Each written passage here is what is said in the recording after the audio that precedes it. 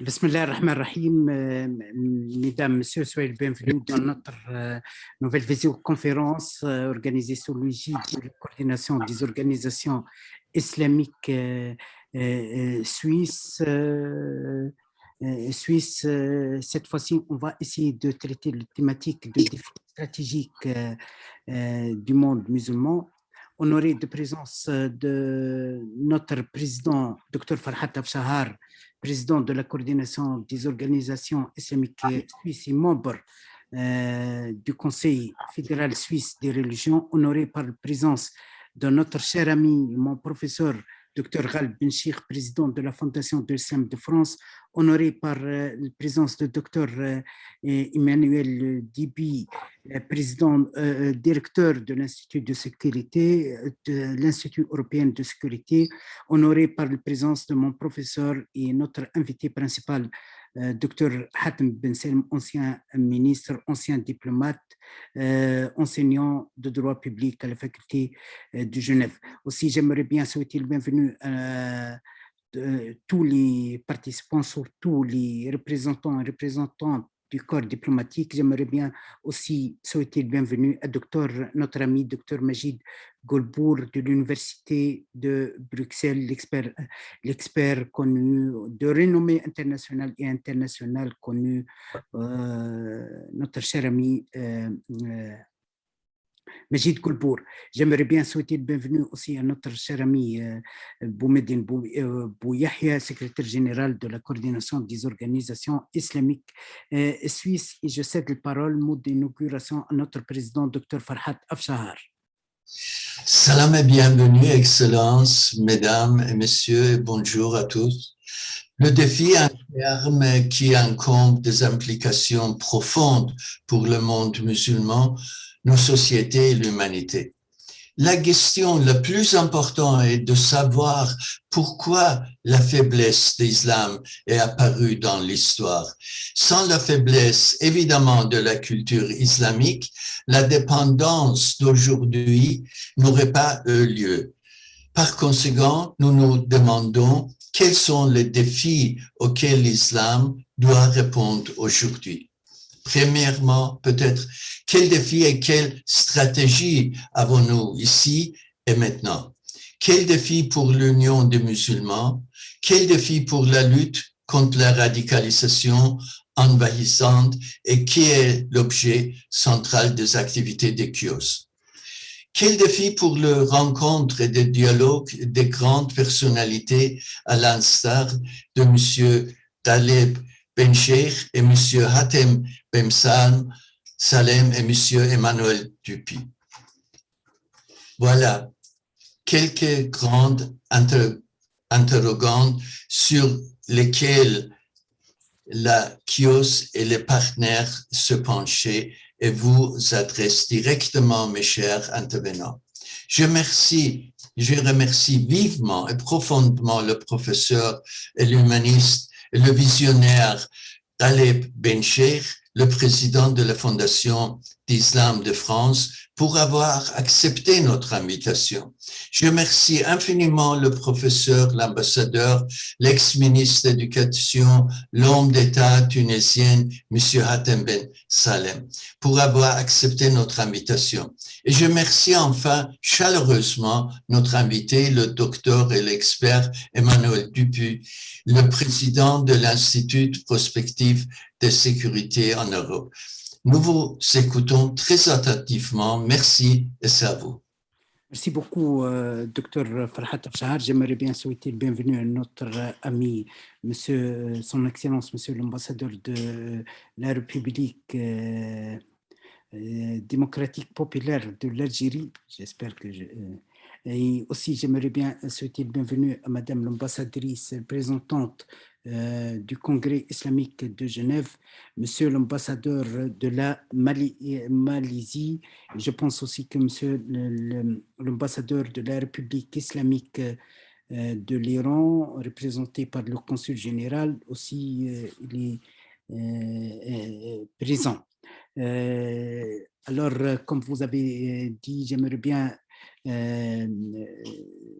être avec vous, Dr Afshahar, en souhaitant le bienvenue et nous exprimons notre honneur par la présence de notre ami et professeur Dr Ghal Benchir, président de la Fondation d'Islam de France. Lorsqu'on parle, professeur Ghal Benchir, à propos des défis du monde musulman, et lorsqu'on évoque le nom de Ghal Benchir, beaucoup de monde, ils ont évoqué les défis pour la communauté musulmane en Europe, le défi des musulmans dans les sociétés d'accueil européennes. Il y a beaucoup de monde qui disent maintenant il y a de plus en plus beaucoup de refus des musulmans, beaucoup de refus de l'islam en Europe.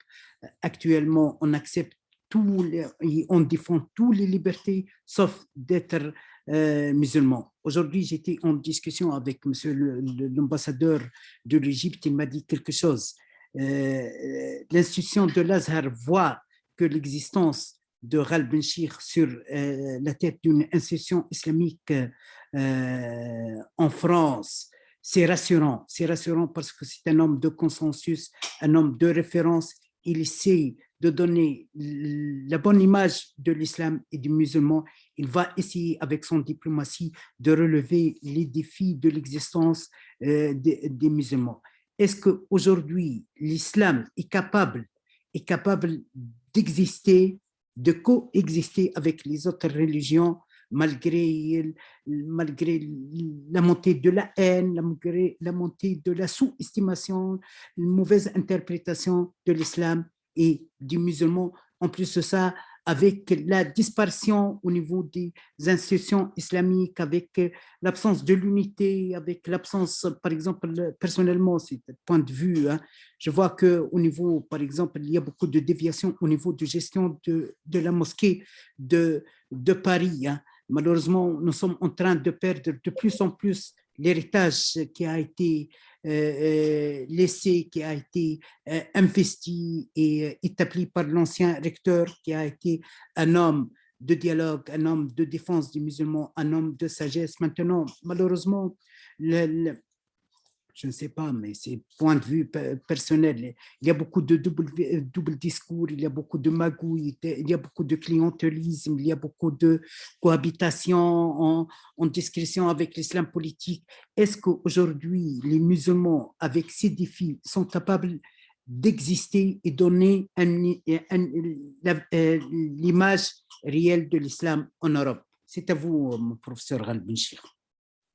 Merci infiniment. Merci, c'est Abdeljalil. Monsieur le Président, cher Farhad Afshar, merci de votre accueil, de vos propos élogieux qui me dépassent et me confondent. Je n'interviens ici avant tout que comme témoin, et c'est sur un plan testimonial que je me place. Certes, j'ai une institution derrière moi et nous sommes dans un contexte bien particulier qui requiert froideur d'esprit, calme, sérénité. Il y a les barreurs de grand temps et les barreurs de petit temps.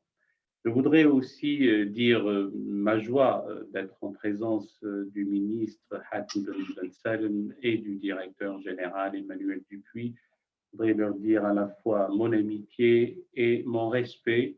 Je sais qu'il y a un panel de personnalités qui nous suivent et je voudrais aussi les saluer bien respectueusement. Certes, le contexte est particulier, raison de plus pour ne pas abdiquer, notamment en France, mais aussi en Europe. Et il ne m'incombe pas de faire une conférence, ce ne sont que des mots d'inauguration, et l'important, c'est ce que diront nos deux intervenants. J'ai cru comprendre qu'il s'agit davantage de sérier, de passer en revue, de dire quels sont les enjeux, quels sont les défis du monde musulman de nos jours.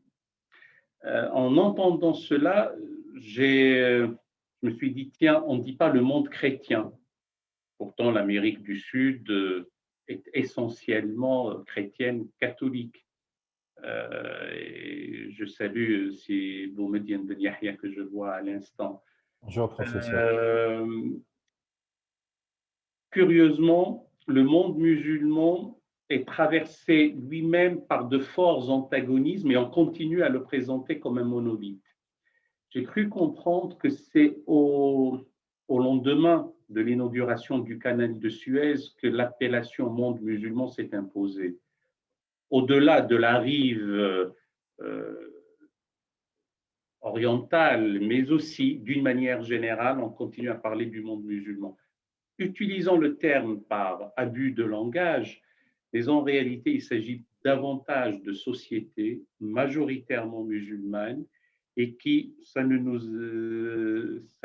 est peut-être pas agréable de le confesser, elles croulent sous des pesanteurs sociales, politiques, culturelles et même idéales de réflexion.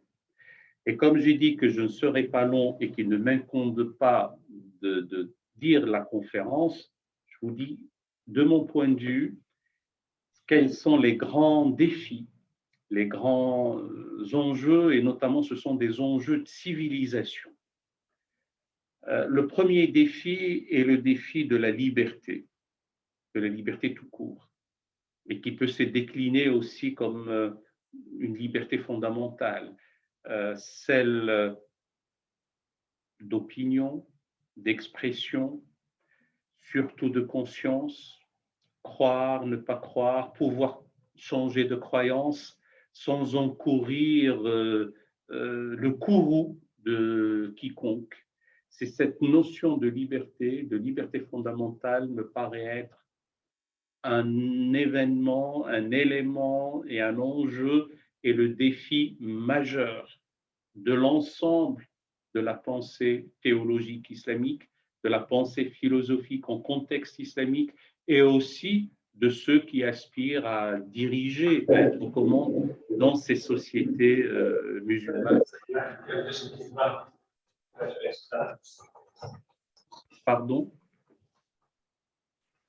Non, il y a eu, ça arrive souvent avec ces histoires de Zoom, c'est quelqu'un de nos amis qui a oublié peut-être de ne pas faire attention à son micro.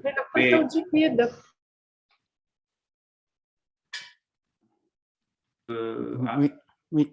peut aussi m'interrompre et me contredire. Je ne prétends pas être seul dépositaire de la vérité absolue. Au contraire. Donc, j'étais au premier enjeu.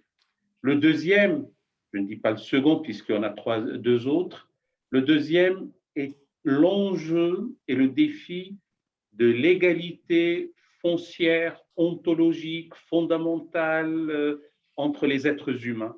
Quand je parle d'égalité ontologique, elle se décline aussi dans son versant juridique.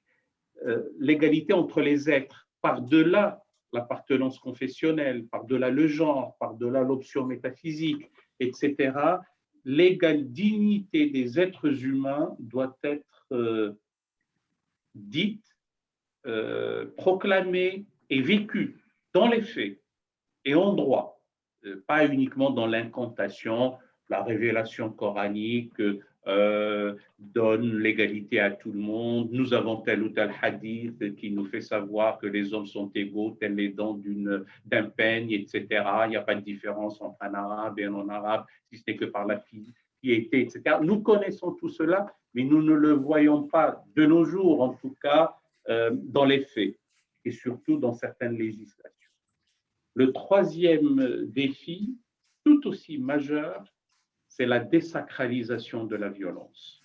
On ne peut pas continuer encore de nos jours à croire qu'il y a des phalanges célestes qui viennent aider et assister les armées terrestres et que la violence serait commanditée par la transcendance et qu'on assiste Dieu et qu'on va selon le désir de Dieu en agissant violemment. Déjà de nos jours, la question de la violence est délicate entre les êtres, entre les personnes, entre les nations, entre les communautés. Si de surcroît on lui donne une sorte de nimbe de sacralité, je ne parle même pas de cette idiotie de guerre sainte, qui d'ailleurs dans la théologie islamique n'existe pas, puisqu'elle harboulé cette muqaddasa. Au contraire, c'est le combat qui a été sacralisé dans une idéologie tout à fait inacceptable. Donc, il y a ce troisième enjeu qui doit être pris à bras le corps, par les philosophes, les théologiens, les penseurs, les intellectuels musulmans. Le quatrième enjeu, c'est celui d'une double autonomisation. L'autonomie d'abord du champ du savoir et de la connaissance par rapport à celui de la révélation et de la croyance. On ne peut pas continuer toujours à dire « Ah, si c'est conforme à la révélation, c'est acceptable. » Et si ce n'est pas conforme à la révélation coranique, on le met de côté. Ce n'est pas possible de continuer à raisonner de la sorte. J'ai eu peut-être une occasion de parler de la pathologie du concordisme. Tout doit concorder, entrer dans le moule d'une certaine représentation qu'on se fait de la révélation coranique. Et quand j'ai parlé d'une double autonomisation, la seconde, c'est celle du sujet humain, c'est celle du musulman par rapport à la pression de la communauté.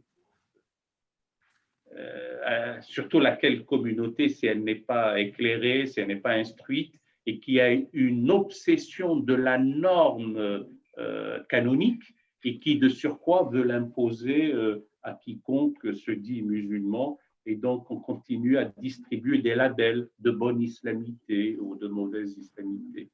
Ça doit être aussi quelque chose de la plus haute importance. Les questions de foi, l'engagement de foi est un engagement éminemment personnel dans l'intimité de conscience. Alors, je pourrais en rajouter davantage. Alors, je reviens à mes dadas par lesquels je finis toujours et qui sont au cœur de la mission de la Fondation de l'Islam de France. Tout cela ne peut advenir qu'avec une inclination pour l'humanisme, pour les humanités, pour les valeurs esthétiques, pour la beauté, les belles lettres, les beaux-arts, la poésie, la musique, pour une éthique, l'enseignement de l'éthique. Et tout cela est important et c'est ainsi qu'on préparera le futur citoyen. La notion de citoyenneté dans les États est importante. Je sais qu'on a quelques représentants et des ambassadeurs d'États dits musulmans et je tiens à le dire avec calme, avec respect, avec sérénité. La notion de l'islam, religion de l'État, n'a aucun sens de nos jours. Que je sache, je n'ai jamais vu un État qui prie, qui jeûne, qui accomplit le pèlerinage. Ce n'est pas à l'État d'avoir une coloration confessionnelle, ce sont les administrés, ce sont les citoyens qui peuvent avoir ou pas une option métaphysique et religieuse. Ce n'est pas à l'État et ce n'est surtout pas à l'administration d'être captatrice des consciences. Donc nous pourrons parler longuement là-dessus. Je voulais introduire ce sujet par ces propos. J'aurai l'occasion tel ou tel jour de m'appesantir sur tel ou tel aspect. Ce soir, c'est moi qui suis plutôt attentif à ce que vont dire nos deux intervenants et je suis sûr que j'aurai à apprendre et que nous aurons tous à apprendre. Merci de m'avoir écouté. Merci beaucoup, Dr. Khaled Benchir. Merci malgré vous pour votre présence. C'est un honneur pour nous, personnellement, c'est un honneur pour moi, malgré vos engagements.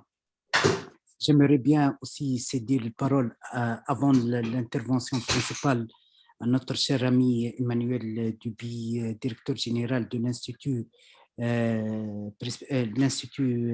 européen Perspective pour la sécurité. Emmanuel, est-ce que tu peux réactiver ton micro, s'il te plaît? Oui. Oui, merci beaucoup. Emmanuel, j'aimerais bien te poser une question.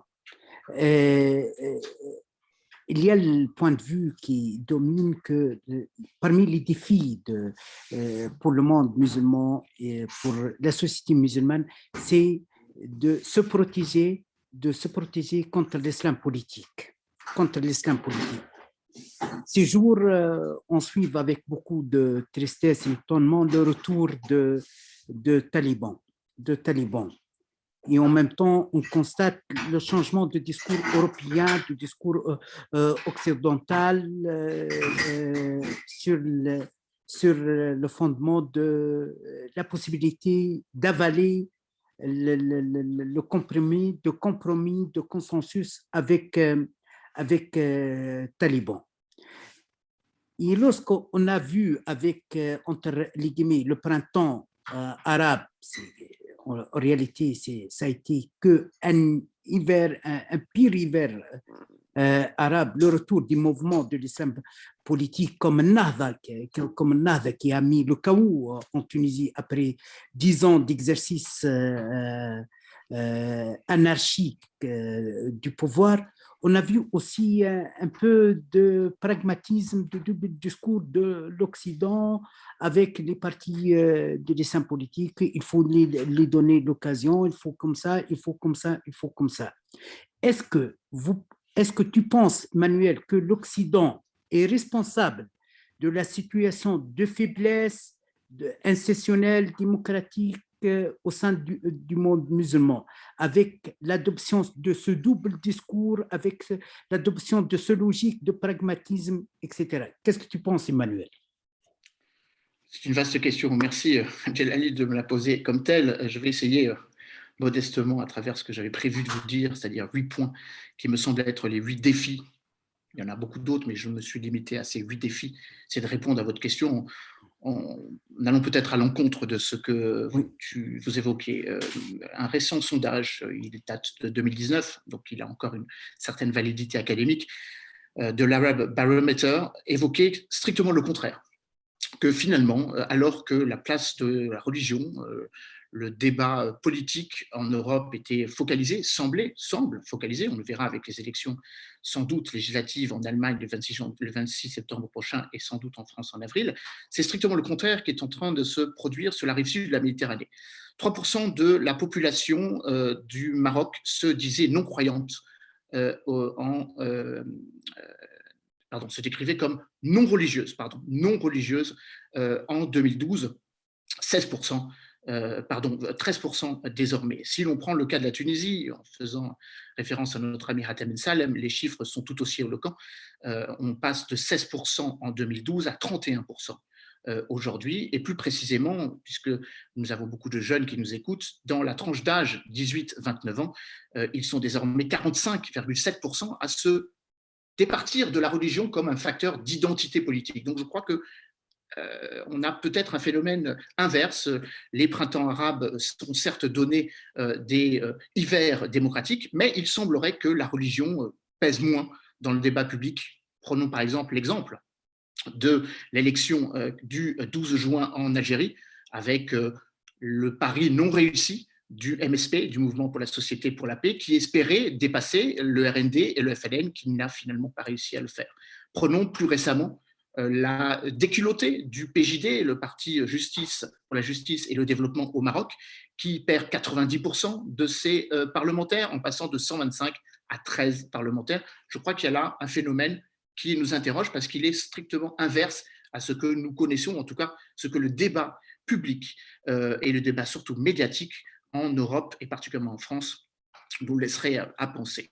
Voilà pour répondre d'une certaine manière à cette première interrogation. Mon propos, qui ne vise pas à être exhaustif, mais plutôt à apporter quelques éléments de structuration intellectuelle. Moi, je suis géopolitologue, je ne suis pas un exégète de l'islam, encore moins des religions en général, mais je voudrais, me semble-t-il, vous livrer 8 points qui me semblent nourris de l'actualité, vous l'évoquiez, de cet effet psychologique de la victoire des talibans. Ce n'est pas moi qui le dis, mais Antonio Gutiérrez qui l'a dit en se préoccupant de cet effet psychologique, tout simplement en évoquant le fait que des groupes armés terroristes, des organisations non étatiques de philosophie djihadiste peuvent remettre en cause l'ordre établi, l'ordre institutionnel de pays musulmans et non pas dans le cadre d'une opposition entre pays musulmans et pays occidentaux. En lisant le sujet qui nous amène aujourd'hui, les défis stratégiques du monde musulman, je me suis évidemment posé la question, comme mon ami et collègue Raleigh Bencher, et évidemment comme Hatem qui suivra, sur les contradictions de ce thème.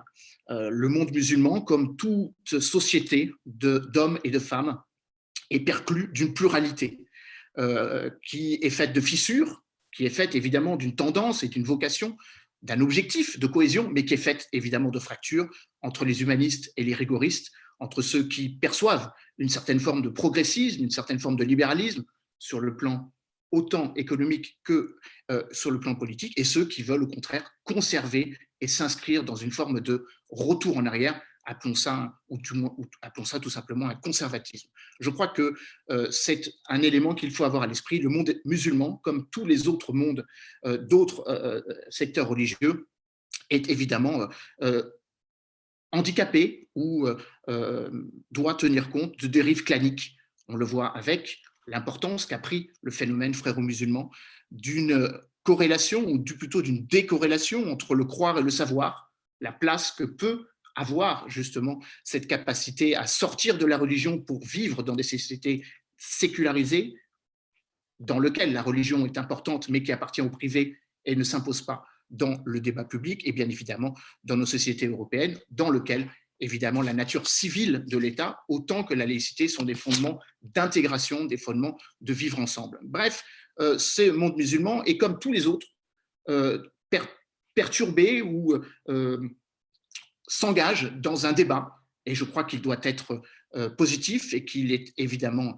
utile de l'analyser comme tel, entre la modernité et évidemment, comme je le disais, le retour en arrière ou le conservatisme. Bref, la société musulmane, et comme toutes les autres, s'inscrit dans une logique intra-civilisationnelle et non pas, comme Samuel Huntington l'avait dit en 89, puis s'est ravisé il y a de cela quelques années, en disant qu'on n'est pas dans un conflit entre civilisations, mais un conflit dans les civilisations sur justement la place que prend l'humain, que prend la notion ou la volonté d'acquérir cette capacité du progrès et qui évidemment s'accompagne, comme nous l'avons vécu sur les territoires européens, d'une notion de réforme, une notion de renaissance, une notion, comme l'a très bien expliqué Khaled Bencher, de lumière ou d'une capacité d'intellectuel de poser, j'essaie de me souvenir des mots qu'il a utilisés, en toute humilité, mais évidemment en toute humanité aussi, un certain nombre de faits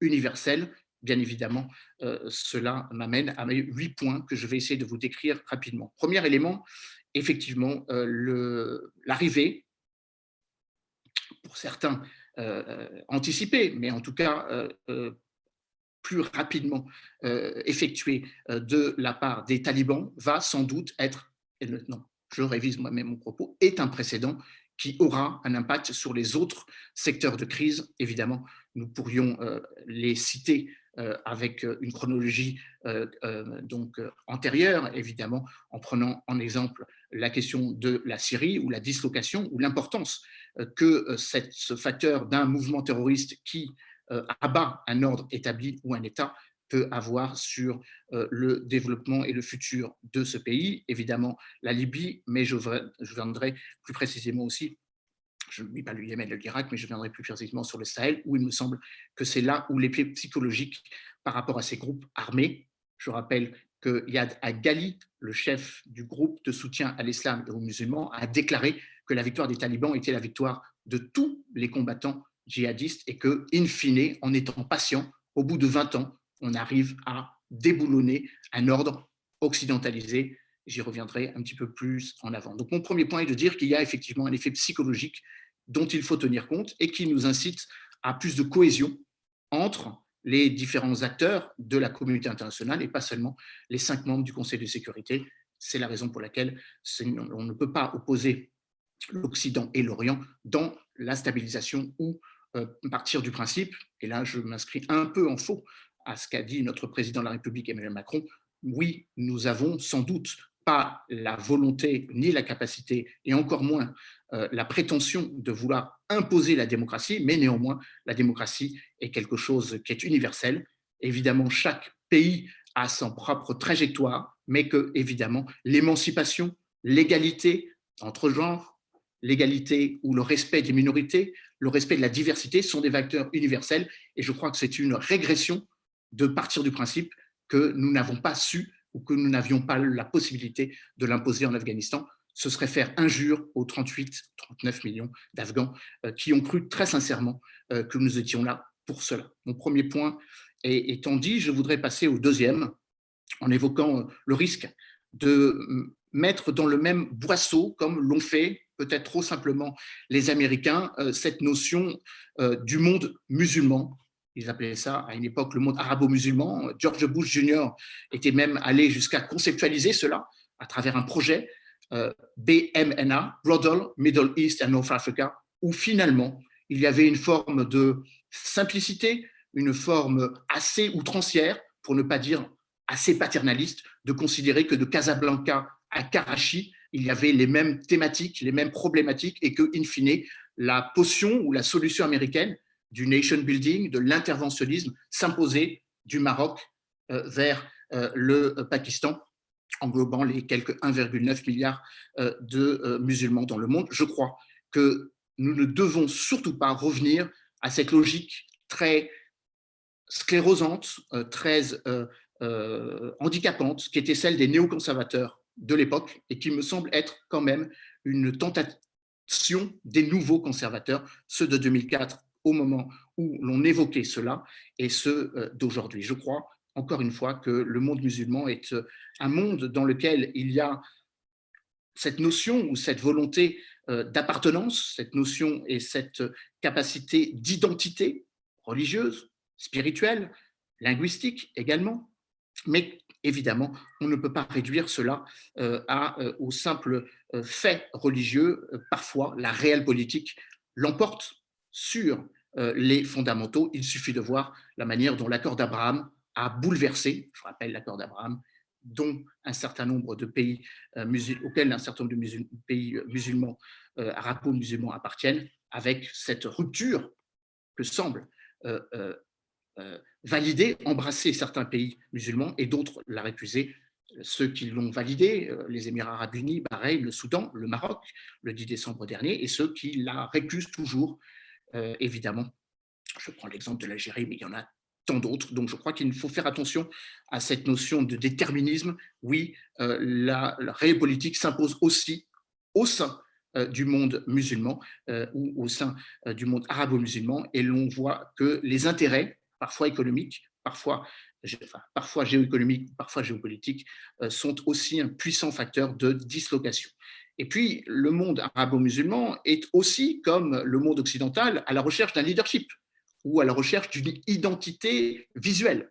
C'est la raison pour laquelle les oppositions que l'on a pu voir entre des pays qui se disent pouvoir parler au nom des autres, l'Arabie saoudite depuis sa création, ou la Turquie depuis que le président Erdogan est arrivé au pouvoir à partir de 2014, est aussi un facteur, là aussi, d'adhésion ou parfois de distanciation d'un certain nombre de pays. C'est la raison pour laquelle on voit bien que la crise qui est née en 2017 entre ce qu'on appelait le quartet, l'Arabie saoudite, le Bahreïn, l'Égypte et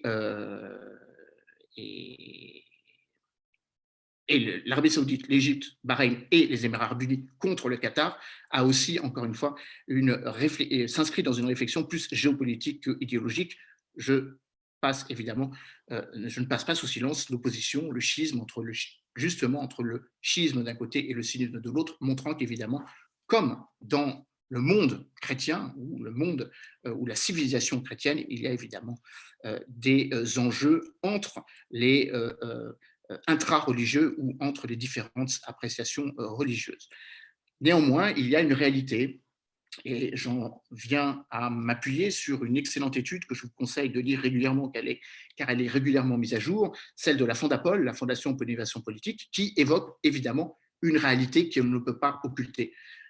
Cette réalité, c'est que depuis 1979, entre 1979 et mai 2031, 48 000 précisément, je me limite à mai 2021, 48 035 attentats, dont 27 258 attentats revendiqués par l'État islamique et Al-Qaïda, montrent qu'il y a évidemment un risque, ou en tout cas une menace d'un certain nombre d'organisations terroristes qui s'appuient sur une vision, certes éculée, mais une vision néanmoins liée à un islam dévoyé. Je pourrais préciser les chiffres: 210 000, 138 000 personnes sont mortes, dont plus de 64 000 suite à des attentats revendiqués par Al-Qaïda et l'État islamique. Tout ça pour dire, et pour rappeler une vérité ou un truisme, c'est que 91% des attentats dans le monde ne touchent pas les continents non musulmans, enfin les pays appartenant à des zones non musulmanes, mais bien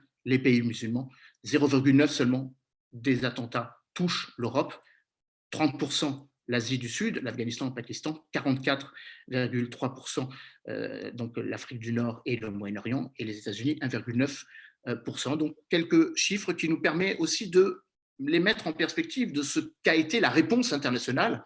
Et là-dessus, je cite de nouveau des collègues de l'université, l'université Brown, qui évoque le fait que la réponse à cela, ou la perception, certes massive et sans doute évidemment biaisée de la communauté internationale, pour ne pas dire des États-Unis, a occasionné son lot aussi de victimes, puisqu'on estime que les opérations en Irak, en Afghanistan, en Syrie, et que l'interventionnisme tout court, sous résolution onusienne, sur le principe de la protection la responsabilité de protéger, aura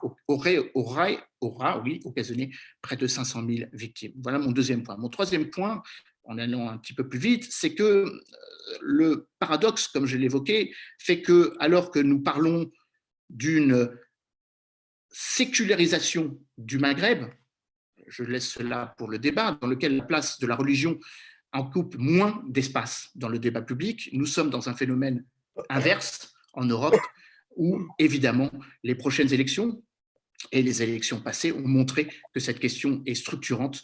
La France invente des lois, les présidents français évoquent très souvent la manière de répondre à ce défi. Et bien évidemment, la Fondation pour l'Islam de France est une des réponses, et je me réjouis qu'elle existe, rappelant peut-être, comme le dit Marc Trévidic, le juge antiterroriste, qu'on ne peut pas savoir combien il y a de musulmans salafistes, car on ne sait toujours pas, puisque nous n'avons pas de statistiques ethniques, combien il y a de musulmans en France. Cela a un débat qui est bien plus large que le débat qui nous rassemble aujourd'hui. On estime qu'il y a plus ou moins 10% de la population française, 4 à 6 millions de musulmans, dont 1,5 million de musulmans pratiquants. Il faudra, à un moment ou à un autre,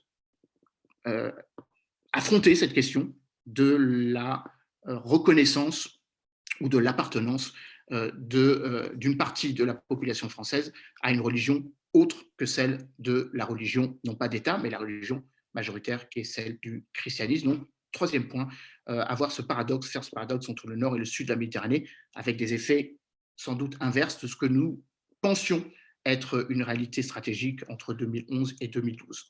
Quatrième point, évidemment, la fin d'un hégémonisme américain dans les pays ou les zones dans lesquelles ils se sont investis massivement en réponse ou en lien avec la montée d'une forme d'extrémisme ou d'une remise en cause de l'ordre international. On voit bien qu'avec l'orientalisation des relations internationales, la montée de l'Eurasie, la montée de l'agenda indo-pacifique, ce qui était une prégnance de l'agenda arabo-musulman pour les chancelleries occidentales est en train de diminuer. Cette diminution va aussi décrescendo par rapport à la place qu'occupe l'importance stratégique qu'a eu entre les années 50 et les années 90-2000 du Golfe Persique dans l'approvisionnement de nos hydrocarbures. Il y a maintenant une diversification énergétique qui fait que l'on regarde plus tout à fait avec les mêmes yeux et plus tout à fait avec la même forme de compromission ou la forme d'adaptation, là pour le coup réaliste, un certain nombre de pays, donc de cette centralité de l'agenda, que ce soit américain ou européen, arabo-musulman, comme il le fut entre 2000 et 2010-2020, ce qui, évidemment, décentre l'Arabie saoudite comme un partenaire privilégié, majeur des États-Unis, ou comme le président français va recevoir d'ici quelques heures le prince héritier Mohamed Ben Zayed des Émirats arabes unis, les Émirats arabes unis, je pourrais rajouter le Qatar, pour en venir à une autre dimension qui me semble être structurante des relations internationales dans le futur, la place que va prendre le débat sur l'islam par rapport à un certain nombre de pays qui, eux, sont entrés dans l'émergence, et les pays que j'évoquais au sein de cet espace eurasien et indo-pacifique. Quelques chiffres pour étayer mon propos, car je crois qu'ils sont structurants de ce que nous aurons à vivre dans les prochaines décennies. Si l'on prend par exemple la Russie a une population de 147 millions d'habitants. il y a 22 millions de musulmans en Russie. Et donc, cet agenda va devenir de plus en plus prégnant. Il l'est déjà depuis les 2 guerres en Tchétchénie, mais l'agenda du Caucase Nord ou l'agenda de l'Asie centrale pour le président Poutine deviendra de plus en plus structurant. Il est particulièrement prégnant dans les pays dont la population musulmane est importante au regard de cette démographie. Je rappelle que l'Institut Peu, qui est un institut américain, et rappelle que d'ici 2070, la première religion dans le monde sera l'islam.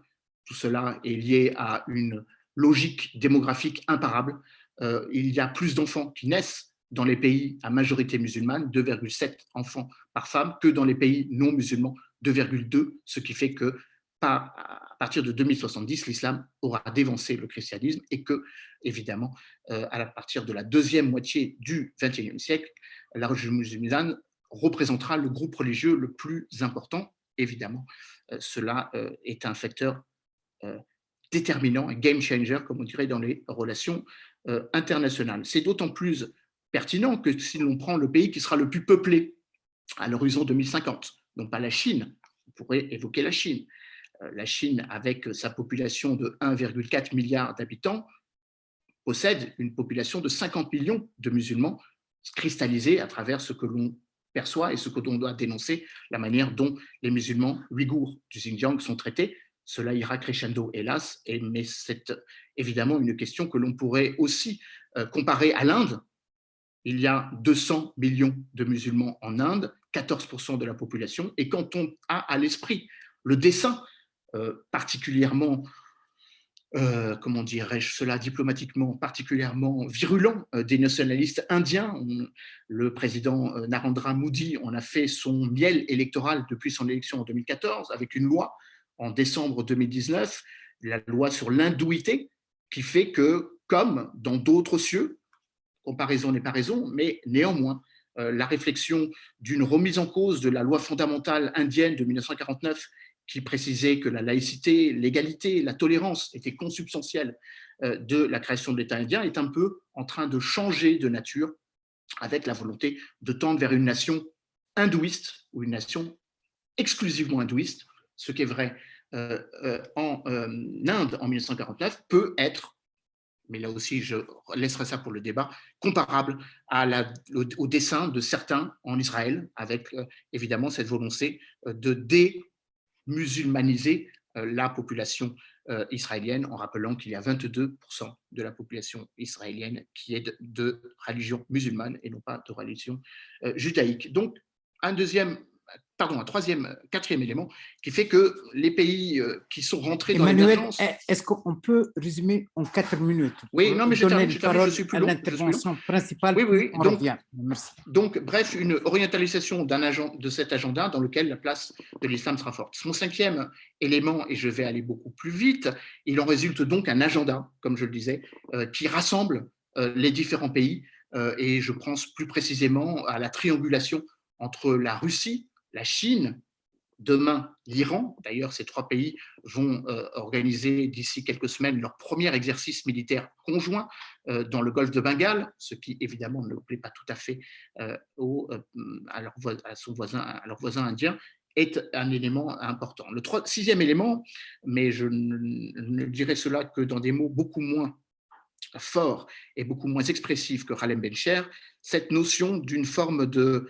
renaissance ou d'un islam des Lumières, d'un retour à l'humanisme contre ceux qui voudraient, comme c'est le cas en Afghanistan, imposer d'une manière plus sclérosée, plus déterministe, une forme d'obscurantisme.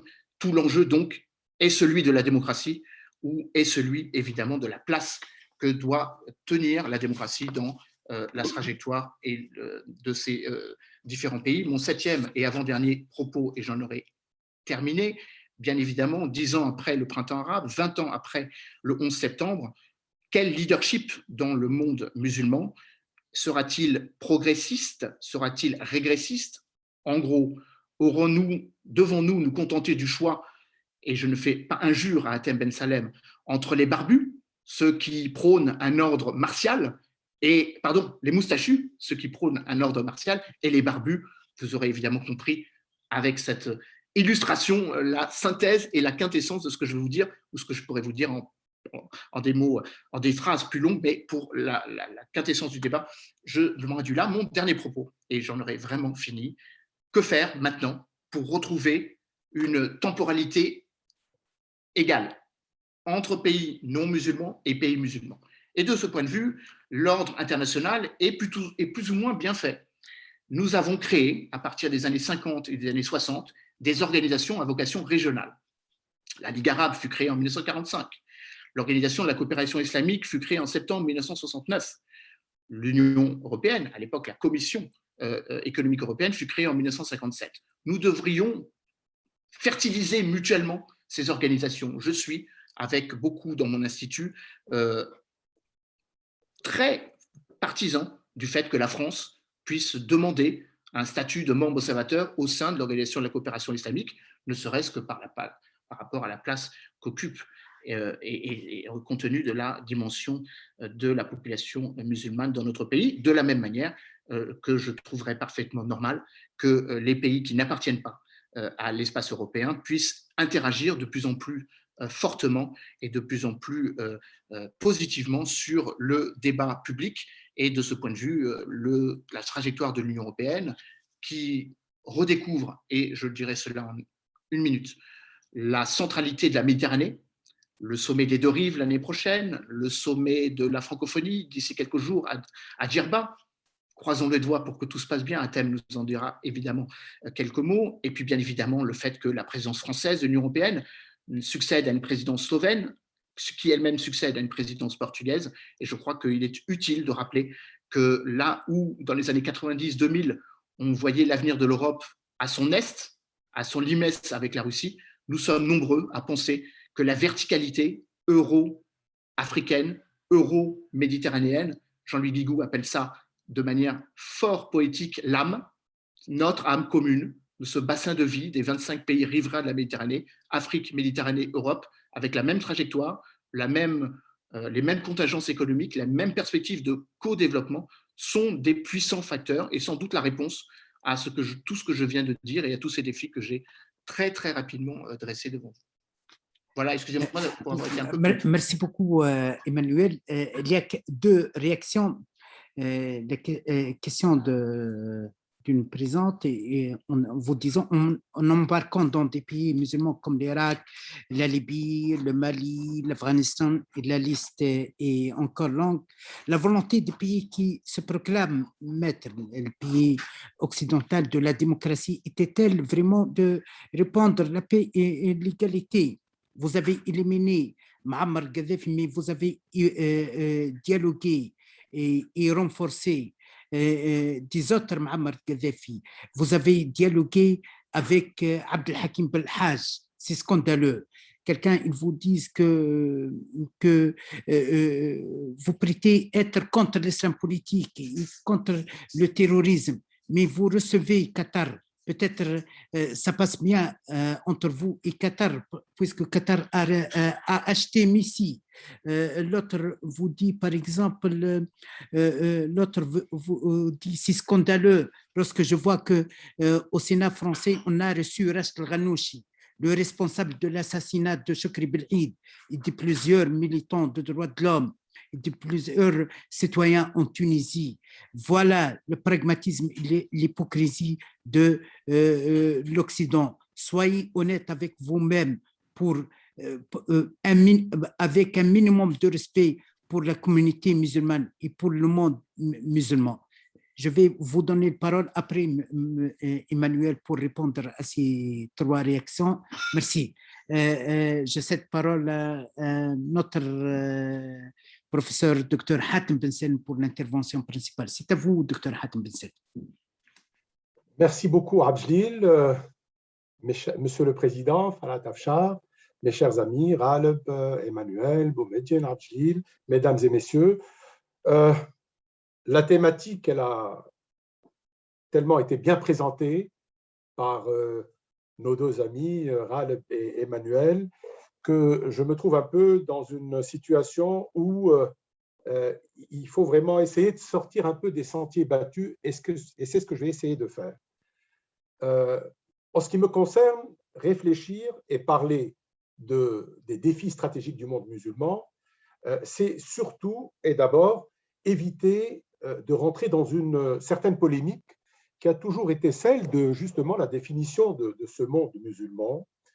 En ce qui me concerne et pour ma part, je considère que le monde musulman est en fait ces 57 pays de l'Organisation de la coopération islamique qui représentent à peu près un peu plus de 1,5 milliard d'habitants, dont 20% seulement d'ailleurs sont arabes, et qui forment un ensemble d'États que je vais essayer un peu de décrire, en tout cas de mettre l'accent sur les défis stratégiques auxquels font face ces États, en commençant d'abord par remarquer que stratégiquement parlant, et des points de vue économiques et humains, nous avons là un ensemble qui a un potentiel stratégique qui peut égaler, voire concurrencer celui des plus grandes puissances mondiales actuelles, mais que, sur le plan des faits, de la réalité, nous sommes en face d'un ensemble d'États divisés, sans action collective, sans vision d'un avenir commun, vivant en majorité dans l'instabilité et l'instabilité politique et la précarité économique et sociale, malgré une très grande richesse au niveau des ressources naturelles. Alors, je me repose la question qu'avait posée au départ le président Farhad Afshar, pourquoi le monde musulman, après plusieurs décennies d'indépendance, pourquoi ce monde reste-t-il dans une situation de vulnérabilité, de fragilité qui limite considérablement son positionnement stratégique? À mon sens, la justification de ce sous-positionnement géographique et géopolitique est due à 4 défis que ces États musulmans ont difficilement relevés ou sur lesquels ils ont justement échoué d'avoir une politique de succès et de réussite. Ces 4 défis sont les suivants. Le premier, c'est le défi de la paix et de la sécurité. Vous savez qu'après la Seconde Guerre mondiale, la mise en place de l'Organisation des Nations Unies, quelques années après, on a commencé à avoir une vague de décolonisation avec de nouveaux États, de nouvelles frontières, malheureusement souvent artificielles, imposées par les anciens colonisateurs, ces frontières qui ont mis en place un véritable dépeçage du monde musulman et ont ainsi pérennisé sa division. Ce dépeçage a été en fait le déclencheur d'une très grande instabilité et insécurité au sein de ces États, au sein de cet ensemble. Si on rajoute à cela la création de l'État d'Israël, nous avons en face de nous une hypothèque totale du potentiel stratégique d'une composante essentielle du monde musulman, c'est-à-dire le monde arabe. La paix, qui peut paraître de prime abord comme quelque chose de normal, de tout à fait légitime à avoir, la paix qui règne dans la majeure partie des États du monde est le facteur désespérément manquant pour le monde arabo-musulman. Plus grave encore, les conflits les plus meurtriers, les conflits les plus dévastateurs, ces 5 ou 6 dernières décennies, ont été des conflits dans le monde musulman. La liste est longue. La Somalie, on parlait de l'Afghanistan, le Liban, la Syrie, l'Irak, le Yémen, l'Indonésie avec le Timor oriental, la Libye, le Pakistan, la Jordanie, l'Iran, la Bosnie, le Tchad, le Mali, l'Égypte, etc. Donc, la liste est très longue et elle ne peut pas être exhaustive, mais le phénomène que l'on constate sans aucune discussion, c'est celui de l'instauration d'une véritable histoire de guerre et d'instabilité au sein d'un monde qui, normalement, normalement, devaient vivre en paix avec les autres. Pourquoi cela? Les raisons sont multiples, vous les connaissez. Évidemment, les intérêts des grandes puissances, à garder cet ensemble instable pour mieux exploiter ses ressources énergétiques, je pense au pétrole, le lobby militaro-industriel dans les pays occidentaux, la vente des armes, je donnerai quelques chiffres tout à l'heure.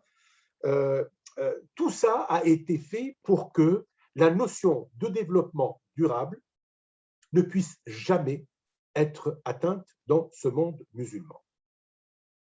Je parlais de chiffres. Nous savons tous aujourd'hui que si l'on prend seulement l'exemple des pays arabes, ils ne sont pas les seuls dans ce monde musulman, ces pays consacraient depuis au moins 4 décennies plus du quart de leurs dépenses, 25% de leurs dépenses en armement, avec une moyenne depuis les années 90 de 150 milliards de dollars par an. Imaginez un tant soit peu, Emmanuel a dit tout à l'heure, comparaison n'est pas raison, imaginez un tant soit peu cet argent injecté dans l'éducation et le développement, j'en parlerai tout à l'heure. 150 milliards, d'après la même université Brown, les 2 dernières décennies de guerre au Moyen-Orient ont coûté 8 000 milliards de dollars. 8 000 milliards de dollars. Le budget de la Tunisie atteint, de toute la Tunisie, de l'État tunisien, atteint à peine 19 milliards de dollars. 8 000 milliards de dollars en 20 ans ont été consacrés à la destruction, à la mort. Voilà les réalités devant lesquelles on peut se mettre en face aujourd'hui lorsqu'on parle de ce défi stratégique qui est celui de la paix et de la sécurité. Donc, malgré une dimension extraordinaire à investir dans les armements, dans la guerre, tout simplement, dans la sécurité, aucun État aujourd'hui musulman ne peut se targuer d'être dans une situation de paix pérenne. Aucun État aujourd'hui, avec bien sûr l'émergence de l'hydre du terrorisme, aucun État ne peut aujourd'hui, dans cet ensemble musulman, ne peut prétendre à la sécurité et à la stabilité, parce que s'il n'y a pas une guerre imposée de l'étranger, il y a une guerre civile, il y a des attentats terroristes, et Emmanuel tout à l'heure a parlé du nombre impressionnant de ces attentats dans les pays musulmans, plus de 90%. Donc, on a créé une sorte de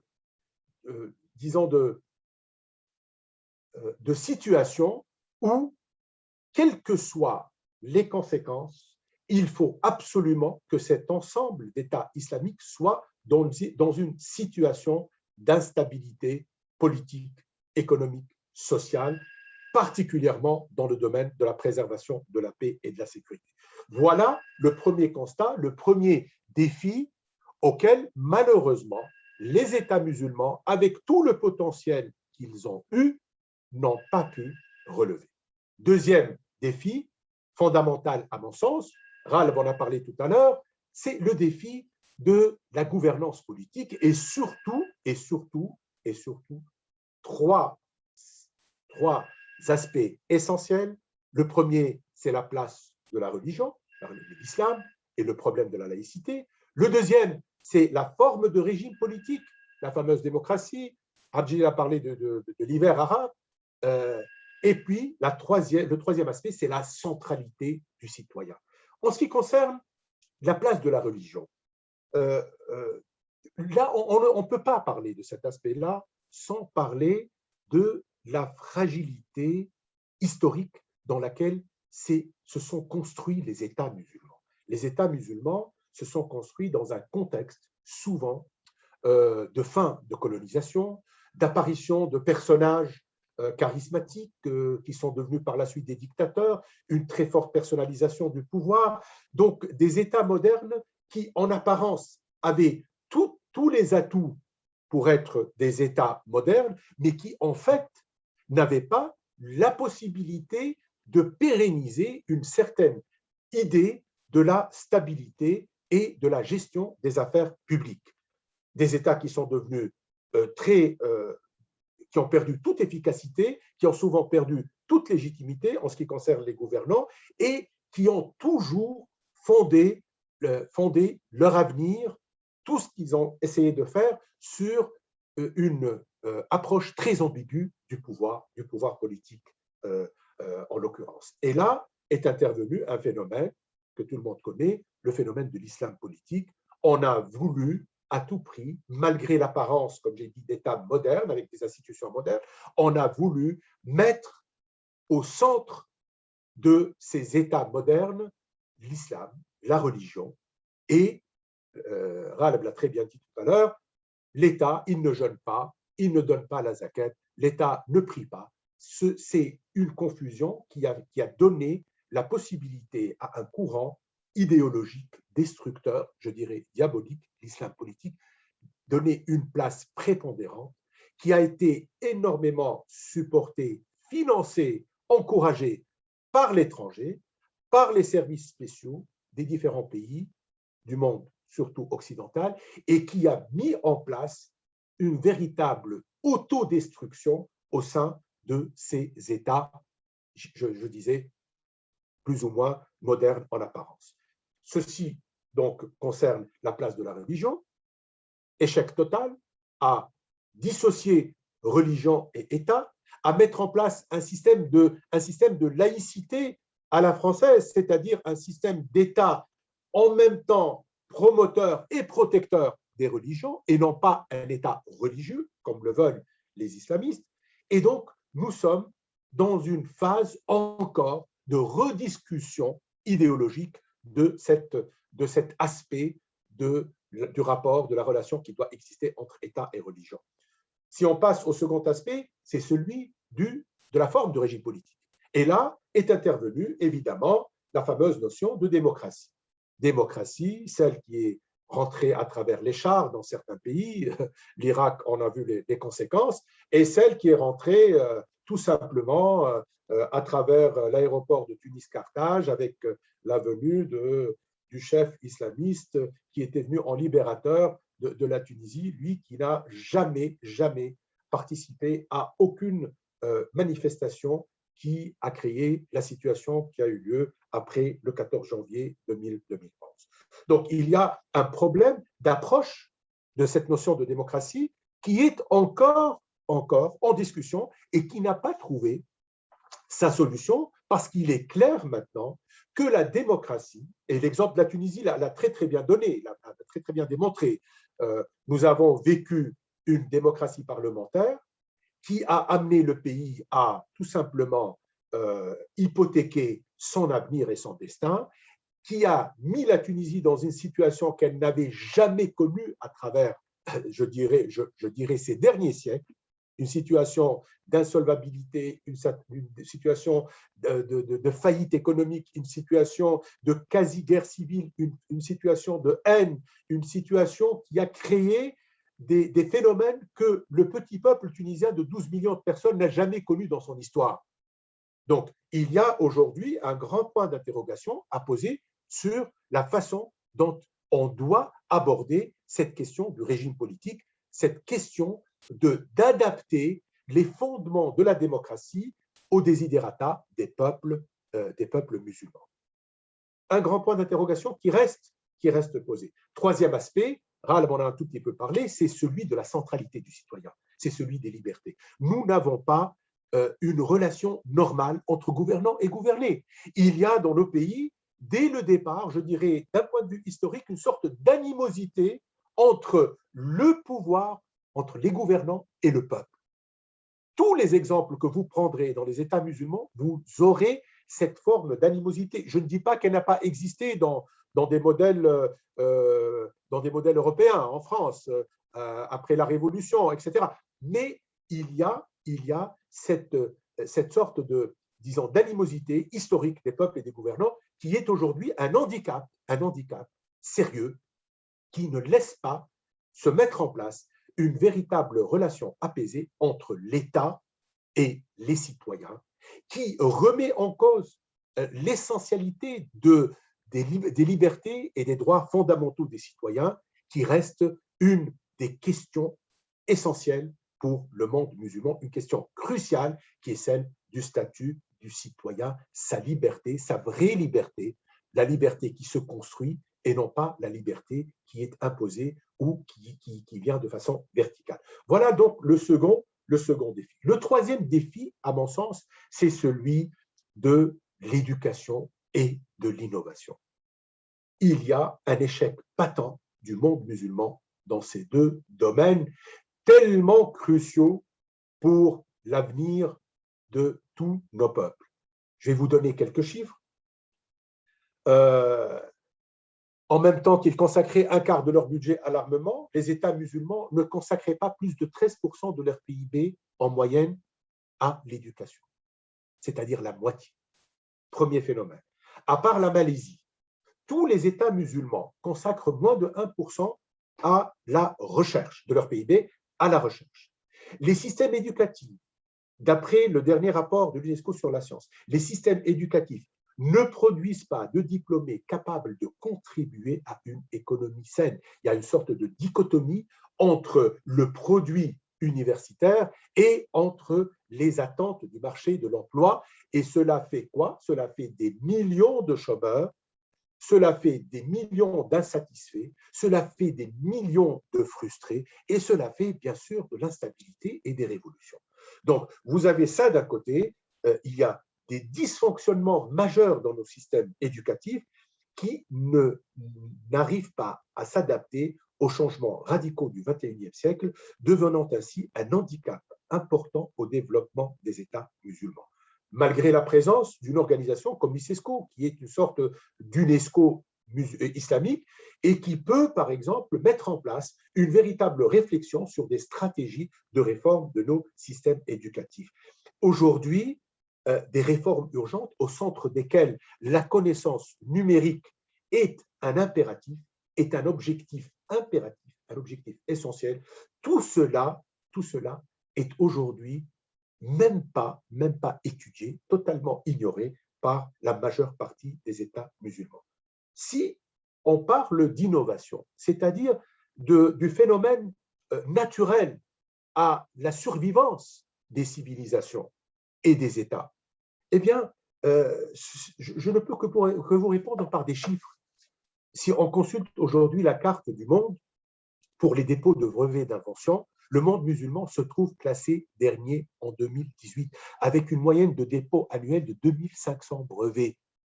À part la Turquie et l'Iran, qui déposent entre 5 000 et 20 000 brevets d'invention, tous les autres pays musulmans ne déposent pas plus de 2500 brevets d'invention par an. À titre de comparaison, le nombre de brevets d'invention déposés par les États-Unis par an, c'est 282 000.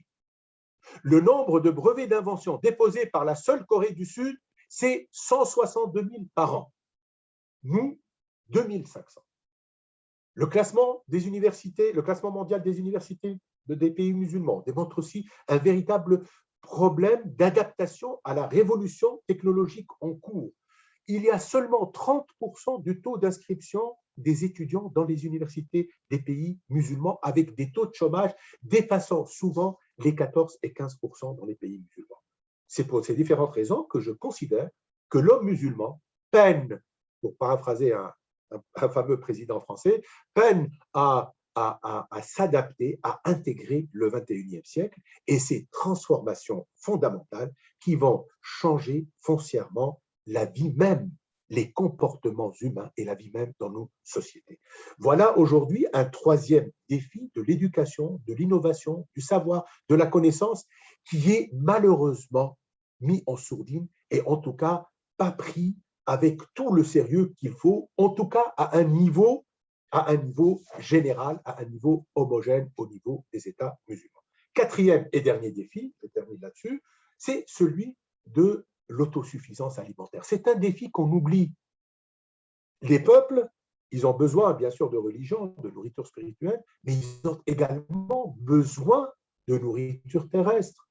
Aujourd'hui, nous vivons avec l'impact sans précédent de la crise climatologique. Aujourd'hui, nous vivons dans le monde musulman dans une situation de précarité et d'insécurité alimentaire. Nous vivons dans un monde musulman où la raréfaction des ressources hydrauliques devient un phénomène insupportable et incontrôlable. On est aujourd'hui, à part l'Arabie saoudite et la Turquie, on est aujourd'hui dans des États musulmans qui ne produisent plus assez de céréales pour pouvoir pourvoir aux besoins de leur population. Une lecture de la carte agricole mondiale montre véritablement des signes de préoccupation sérieux en matière de production agricole. Rares sont les pays musulmans qui ont des stratégies de protection de l'environnement, de désalinisation des eaux, d'énergie renouvelable.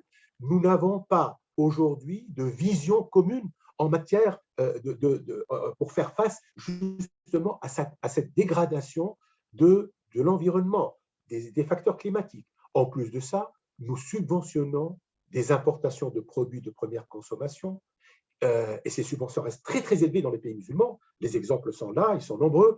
Nous importons des denrées alimentaires, nous dépendons énormément de l'étranger pour notre survie quotidienne. Voilà un grand défi dont on ne parle pas, mais qui demain sera une bombe à retardement pour ce monde musulman.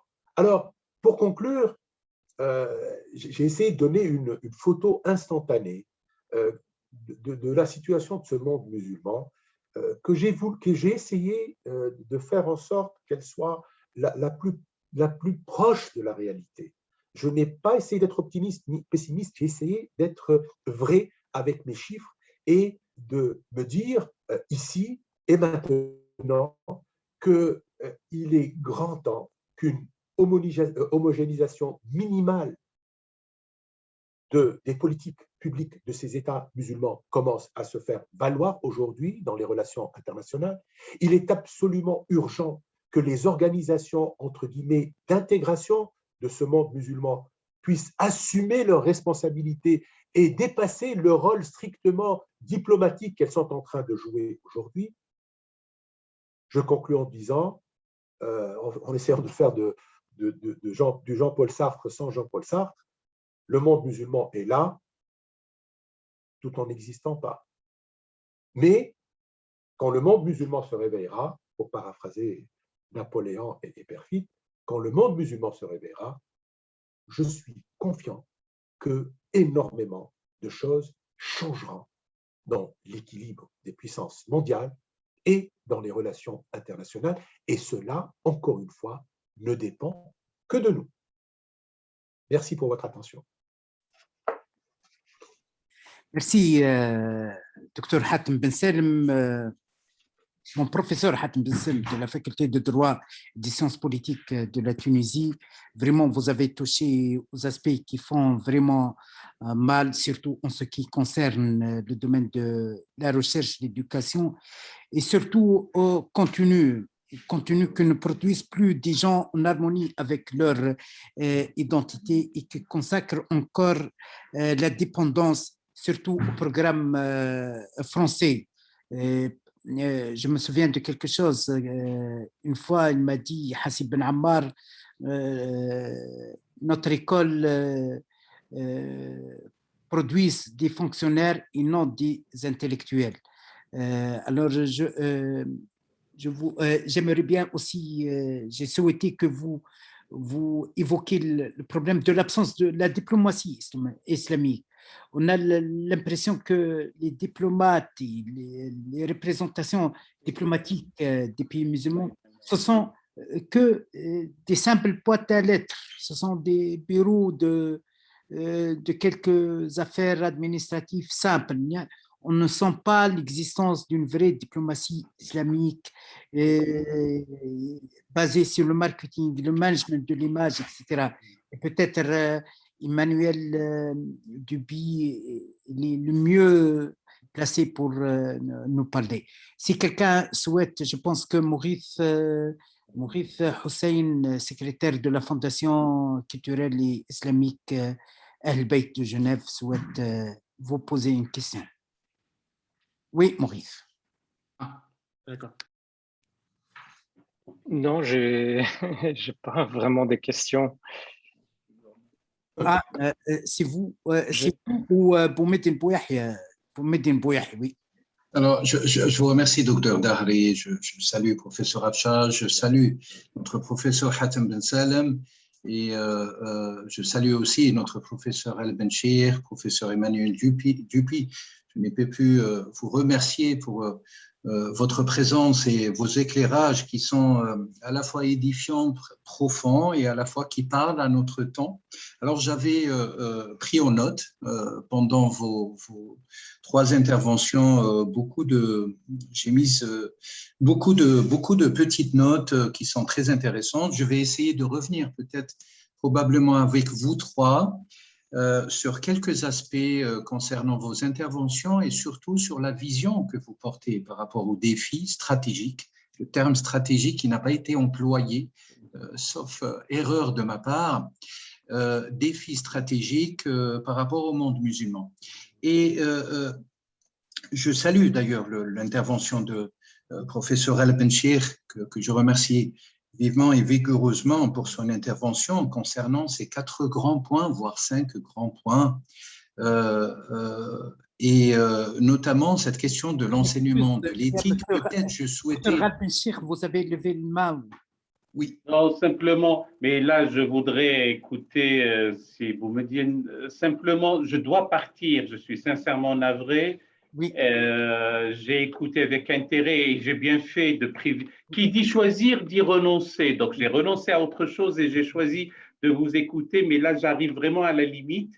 J'aurais souhaité entendre la question de si vous me dites, mais de toute façon, je suivrai l'enregistrement, c'est promis. Donc, oui. Je voudrais vous dire mon amitié, l'intérêt que j'ai eu de vous entendre, d'entendre ces Hatem, d'entendre notre cher Emmanuel Dupuy, et puis vous autres, et on refera encore d'autres. Les sujets sont cruciaux, les défis sont stratégiques, les enjeux sont des enjeux de civilisation, et tout ce qui a été passé en revue mérite véritablement travail et investissement, et c'est ce pourquoi nous sommes là. Donc, à bientôt, les amis. On vous reçoit, Dr El Benchir, le 7 octobre avec Emmanuel et avec Dr Hatem Ben Salem sur l'islam politique. On vous attend en Suisse en présentiel le 10 décembre avec Dominique Attias, avec Hatem Ben Salem, avec les autres aussi. Et pour annoncer l'organisation le 10 décembre, on va vous annoncer que la coordination des organisations islamiques suisses organisera en 2022 la première édition du Forum international des religions. Merci beaucoup, Sidi Ghaleb, que Dieu vous protège. Merci et pardon si vous me dites à bientôt, les amis. Au revoir. Merci bien. Merci. Je vous remercie. Alors, notre cher El Benchir nous quitte, mais c'est une question qui s'impose peut-être directement à nos 2 professeurs, Hatem Ben Salem, la question de l'éthique, alors par le biais des 4 axes, la paix, la sécurité, la gouvernance politique, l'éducation, l'innovation, enfin, le savoir, la connaissance, et la question de l'autosuffisance, qui est au cœur peut-être des sujets les plus marginalisés aussi dans la diplomatie musulmane de manière générale. Qu'est-ce que comment vous raisonnez, professeur Hatem Ben Salem, vous raisonnez ces 4 questions, ces 4 axes en rapport avec l'éthique, une éthique universelle peut-être, humaniste de base, en rapport avec l'islam, mais en rapport aussi avec les autres religions, avec les fluctuations terribles qui touchent l'humanité, au vu aussi des forces qui s'exercent dans le monde, le nord d'Europe, le sud d'Europe, l'Orient, l'Occident.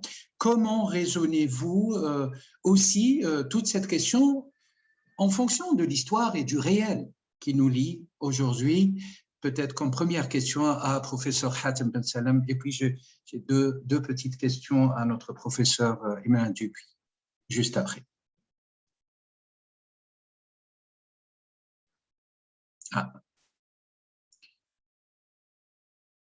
Maybe we have…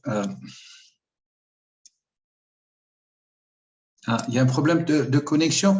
Alors, professeur Professeur Emmanuel Dupuy, j'en profite alors du coup pour vous poser la même question en ajoutant aussi peut-être un aspect concernant une notion fondamentale que vous aviez évoquée dans votre intervention concernant les 8 points qui caractérisent ou qui cristallisent les défis aujourd'hui et de manière à la fois européenne, peut-être même mondiale, la question du leadership. Alors, je n'ai pas trop bien saisi en réalité, si vous voulez, je voudrais que vous puissiez creuser davantage cette question du leadership et de la sécularisation du monde arabo-musulman de manière générale. Avec nous maintenant. Oui, justement. Ah oui, ben voilà, pardon. Je vous laisse s'organiser entre vous. Hein. Alors, je posais la question, j'avais amorcé la question. Professeur Hatem Ben Salem, est-ce que vous étiez là, enfin, il y avait encore la connexion au moment où je posais la question? Sur l'éthique, oui. Oui, alors absolument, justement sur l'éthique d'abord, et puis après, je donnerai la parole à professeur Emmanuel Dupuy, s'il vous plaît. À vous la parole, professeur Hatem Ben Salem. Merci beaucoup, mon cher Boumediene. Je suis tout à fait d'accord sur le fait que, de toute façon, rien ne peut se construire sans éthique. Le problème de l'échec patent des islamistes en Tunisie, c'est qu'ils sont venus avec une certaine idée de l'éthique, et lorsqu'ils ont commencé à pratiquer le pouvoir, ils ont mis tout simplement de côté cette éthique-là et ils ont saccagé, le mot n'est pas assez fort, saccagé l'État. Donc aujourd'hui, on ne peut pas construire un vivre ensemble, on ne peut pas mettre en place des institutions étatiques constitutionnelles sans justement les fonder sur une certaine éthique. Et cette éthique-là, elle est universelle. Elle n'appartient à aucune religion. Le fait de considérer que chacun a le droit de s'exprimer, ou chacun a la liberté d'appartenir à la religion qu'il choisit, ou de décider que certains droits économiques sont des droits inaliénables, ce sont des fondements d'une éthique universelle qui est à la base même de la relation intra-humaine. Donc, pour cela, je n'ai aucun problème. Bien au contraire, moi, je suis de ceux qui, en tant que ministre de l'Éducation en Tunisie, a tout fait pour que ces notions d'éthique puissent être introduites dans l'instruction publique, pour qu'on puisse préparer nos jeunes, parce que c'est ce qui leur manque le plus, à fonder leur avenir, leur devenir, leur vie quotidienne sur certains principes, des principes immuables, les principes du respect de la liberté des autres, le principe du respect de l'intégrité physique des autres, le respect du respect des idées de l'autre. Donc, il y a là, disons, une absente énorme qui est celle de l'éthique dans ce monde, justement, qui se prétend appartenir à une religion qui est en fait l'une des religions où l'éthique est la chose la plus importante du monde. Donc moi, je suis de ceux qui insistent sur cette relation sine qua non entre l'éthique et les comportements humains. Et je pense que cette éthique, elle peut être personnelle, elle peut être celle d'un être humain, mais que cette éthique aussi doit être celle des États dans leur comportement avec les autres États et avec leurs propres citoyens. Alors, le professeur, justement, Hatem Ben Salem, pour prolonger un peu ma question sur l'éthique, est-ce que l'esquisse aussi, au fin fond des choses, de l'idée elle-même du pouvoir aujourd'hui, vu qu'il y a un déséquilibre, une absence totale, vous l'avez bien évoqué, vous avez mis le doigt sur pas mal de défaillances dans les pays musulmans concernant avec des statistiques à l'appui. Est-ce que au fond, la notion du pouvoir dans les pays arabo-musulmans, ou de manière générale du pouvoir qui est en relation avec des pratiques culturelles ou autres musulmanes, n'est pas celle qui devrait être aujourd'hui, hein, j'ose le terme, enfin je vous laisse le soin d'y répondre avec vos lumières, réformée de manière viscérale, profonde, renouvelée, et qui répond aux défis et aux besoins, aux nécessités les plus abyssales pour le monde musulman et pour le monde de manière générale. Vous savez, le problème essentiel aujourd'hui que nous vivons tous, c'est le problème de l'état de droit.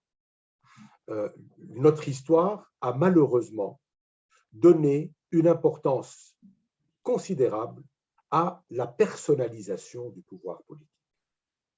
C'est une histoire qui s'est construite sur le charisme de certaines personnalités, c'est une histoire qui s'est construite en n'appréhendant pas de la meilleure façon possible les principes d'un pouvoir démocratique. C'est une faiblesse innée des institutions constitutionnelles mises en place dans la majeure partie de nos pays, de nos États musulmans, et qui n'ont pas joué leur rôle de contre-pouvoir. Il faut dire aussi que nos générations n'ont pas été éduquées au partage du pouvoir, à la responsabilisation quand on détient le pouvoir. Et le problème aujourd'hui, partout, on le voit, malheureusement, il y a très très peu d'exemples, peut-être celui de Mahathir ou bien celui de Léopold Sédar Senghor au Sénégal, mais il n'y a pas beaucoup d'exemples où les politiques, justement se fondant sur une certaine éthique, une certaine approche du pouvoir, se défont de ce pouvoir politique et le laissent de façon pacifique à d'autres. Il y a toute une construction mentale, historique, qui doit être mise en place afin que cela ne puisse plus être un handicap pour le développement démocratique de nos États. Et cela, encore une fois, passe par l'éducation. Je vous remercie infiniment, professeur Hatem Ben Salem. Je me permets, je vais revenir vers vous avec une troisième question, si vous le permettez. Mais avant de donner la parole à professeur Emmanuel Dupuy, j'ai abordé la question avec vous, professeur, concernant la question du leadership. Ça fait pont d'ailleurs aux éclairages du professeur Hatem Ben Salem concernant la notion du pouvoir, la défaillance du pouvoir, le contre-pouvoir. Quel est le regard européen? Quel est le regard au vu de votre institut et au vu de votre expertise, depuis l'Europe, un regard aussi pluriel, universel sur le monde arabo-musulman ou sur le monde musulman de manière générale, ou peut-être même sur le monde arabe. D'une part, concernant cette question, qui est aujourd'hui, quel pays ou quelle force intellectuelle, politique, économique, on le sait qu'il y a une absence, une défaillance économique dans ces pays, qui serait selon vous et selon votre regard d'expertise le porte-étendard d'un leadership universel en osmose, d'ailleurs avec cette idée de ce qui va se passer en Méditerranée, le sommet méditerranéen qui réunit les deux rives, pour ne prendre comme exemple que ce sommet-là, et quelles en seraient les conséquences aussi selon vous, au vu de ce qui va arriver, de cette prise de pouvoir démographique, d'une statistique, d'une donnée statistique que vous aviez évoquée, à l'horizon de 2070, peut-être démographiquement, l'islam serait considéré comme la première religion du monde. À vous la parole, cher professeur. Merci. Je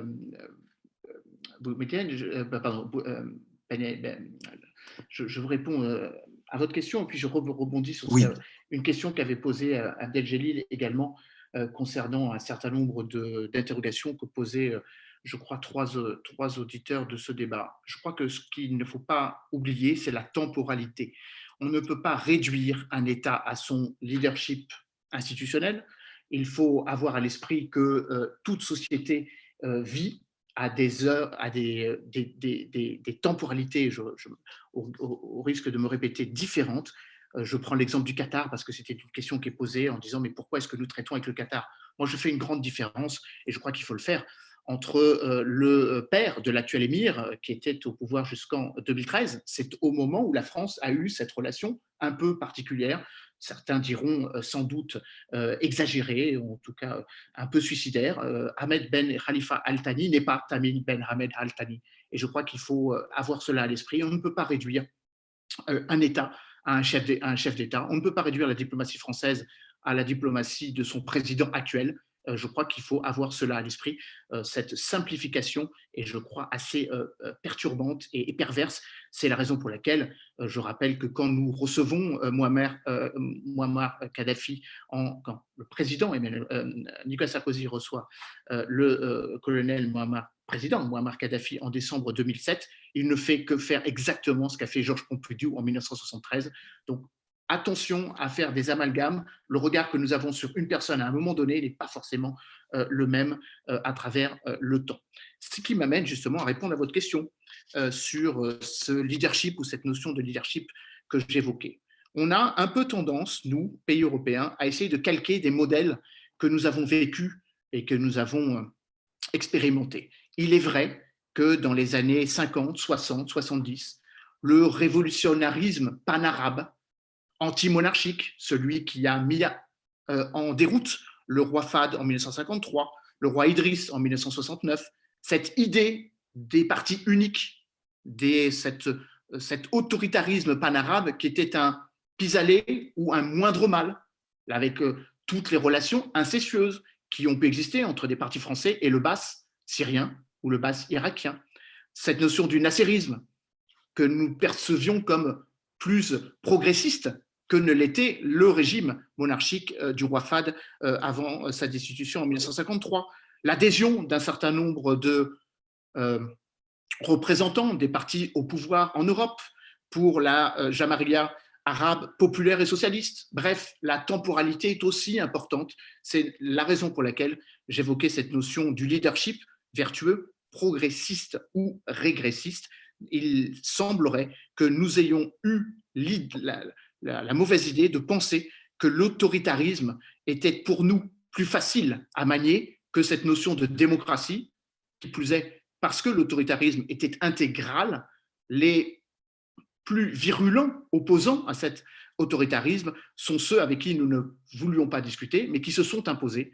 Évidemment, il est plus aisé de discuter avec des opposants intégristes que de disposer ou de reconnaître des opposants modérés, centristes, de bonne volonté. Et c'est une discussion que nous avons eue de nombreuses fois avec Hatem Ben Salem pour mettre en avant le fait que les démocrates dans les pays arabes n'étaient pas écoutés au profit de ceux qui avaient une opposition plus radicale, plus franche, plus marquée. Et je crois que c'est là notre erreur d'avoir pensé que nous pouvions basculer d'un système à l'autre et avoir la même façon de concevoir notre relation diplomatique avec ce leadership. C'est pour ça que je me tentais à cette comparaison un peu hasardeuse entre les moustachus hérités de ce panarabisme autoritaire et les barbus héritiers de cette volonté plus intégriste. Après tout, Ennahda ne fait que proclamer le fait qu'il est le plus grand représentant de la démocratie. Et je crois que c'est là aussi quelque chose que nous devrions regarder avec plus de subtilité et non pas de le regarder avec cette vision un peu étriquée des choses. Ça, c'est le premier point que je voulais évoquer. Puis, je voulais rebondir sur ce qu'a dit Hatem et répondre à votre question sur la notion d'une diplomatie des pays musulmans. Je crois que c'est très important d'avoir à l'esprit que le monde de l'émergence ou la bascule géographique des relations internationales, la bascule des relations internationales est avant tout géographique. Et que parmi ces pays émergents, il y a des pays musulmans. Mais il n'y a pas que des pays musulmans. Après tout, dans les 5 pays émergents, le Brésil, l'Afrique du Sud, l'Inde, la Russie et la Chine, aucun pays musulman. Néanmoins, comme je le disais, 200 millions de musulmans en Inde, 50 millions en Chine, 22 millions en Russie, sont des facteurs importants qui peuvent changer les trajectoires d'un certain nombre de politiques publiques de ces pays émergents. D'ailleurs, si l'on élargit le trait, ne focalisons pas que sur les 5 du BRICS, si l'on prend les pays du G20 ou si l'on prend l'émergence de nouvelles organisations, je pense à l'Organisation de coopération de Shanghai, là, il y a des pays qui ont une diplomatie musulmane plus affirmée, mais d'une certaine manière, je suis assez rétif et assez inquiet par cette idée de substitution. On ne peut pas penser la décentralisation des relations internationales depuis maintenant 76 ans, entre le Nord Atlantique, l'Occident, en gros les États-Unis, le Canada et l'Europe, en pensant que le monde musulman va remplacer ou qu'une diplomatie des pays de l'islam, enfin, cette Oumma des 1,9 milliard d'habitants, parce que, et comme je le disais précédemment, je crois qu'on l'a répété avec Hatem et Khaleb, elle est parfaitement scindée ou parfaitement, elle n'est pas aussi conforme ou aussi simple qu'il n'y paraît. Je crois que la diplomatie des pays musulmans peut se mesurer finalement aux défis de notre temps. Y aura-t-il, et je me suis en gros amusé à lister la manière dont peut-être on pourrait penser une spécificité de la diplomatie musulmane. Après tout, nous avons vécu une crise monétaire en 2008. Nous sommes en train d'expérimenter les affres et les conséquences de la crise pétrolière qui succède à la crise ou le changement de paradigme où l'on voyage moins et nous avons peut-être moins besoin de l'économie fossile. Peut-être que la finance islamique, la manière de percevoir le recours à des banques orientales, africaines, asiatiques, plutôt qu'au FMI ou à la Banque mondiale, sera un des facteurs de l'émergence de cette spécificité sur le plan économique musulman. De la même manière, tout le monde a en commun la nécessité de rompre l'extraterritorialité, la dollarisation de nos économies. Peut-être que l'émergence de nouvelles monnaies et peut-être que justement l'émergence de crypto-monnaies qui n'ont, si j'ose dire, ni nation, ni odeur, ni couleur, seront aussi un facteur sur lequel un certain nombre de pays pourront s'appuyer. Les Émirats arabes unis sont en train de transformer leur économie vers une crypto-monétisation de leur économie. Ce n'est pas que l'apanage des Émirats arabes unis. Salvador est en train de faire du Bitcoin sa monnaie nationale. Donc je crois que ça, ce sont des éléments à regarder avec beaucoup d'attention. Cette dématérialisation qui pourrait bénéficier à un certain nombre de pays. Troisième élément, évidemment, la manière dont nous répondons, comme l'a dit Hatem, aux défis auxquels nous faisons face tous. Le dérèglement climatique, les changements environnementaux ou les menaces que les changements environnementaux posent à la stabilité de nos États. Il suffit de voir la manière dont les feux de forêt, la manière dont les inondations, la manière dont la montée des eaux met en péril nos systèmes de vie, nos échelles de valeur. Et ça, c'est une donnée mondiale, internationale, communément partagée par l'humanité, ce qui est vrai aussi pour la biodiversité ou la décarbonisation de nos économies. Je dis cela parce qu'on se rend compte que finalement, quand nous, pays européens, sommes assez désunis dans les différents COP, les pays du Sud, les pays africains, les pays du Golfe Persique ont une position beaucoup plus équilibrée et beaucoup plus convergente que la nôtre, perclus ou engoncés dans nos logiques concurrentielles, d'une certaine forme de concurrence intra-OCDE qui, je crois, est balayée par la réalité. 60% de l'économie était OCDE il y a 20 ans. Tout cela est réduit à peau de chagrin, seulement 37% aujourd'hui. Et puis, dernier point, mais je ne ferai qu'enfoncer les portes ouvertes ou répéter ce qu'a très bien dit Hatem.